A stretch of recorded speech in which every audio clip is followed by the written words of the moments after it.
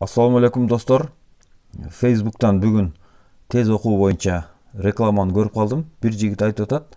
600 беттүү китепти 3 мүнөттө 70% түшүнүү менен окуп бүткөнгө жетиштим деп атат да.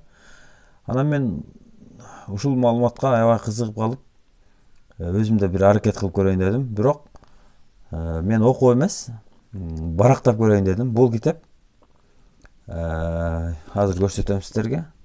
370 birдеме азыр. 72 экен да.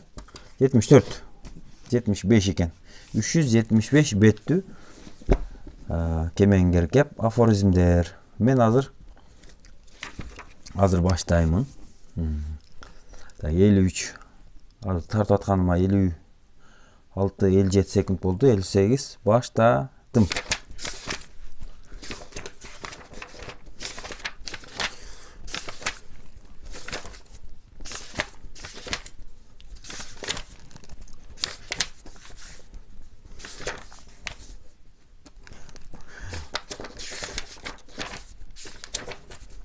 Колун кургап калат турбу? Админтип ачканда. Алар кантип ачат китепти? Бул дагы аралары ачык. 53 55 барак окудум. Деп эсептеп атам азыр. 59 60.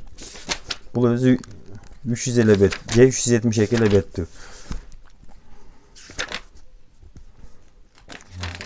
Мынчалык ылдамдыкта 1 мүнөт. 1 мүнөттө мына 81. Мына 10дан бет ачайынчы, 10дан бет. Бул мынакей 10дан 20дан бет ачкан күндөрдө эле мына 2 мүнөт болду. 1ден 2ден кайрадан 6дан 7ден 2 мүнөт 18.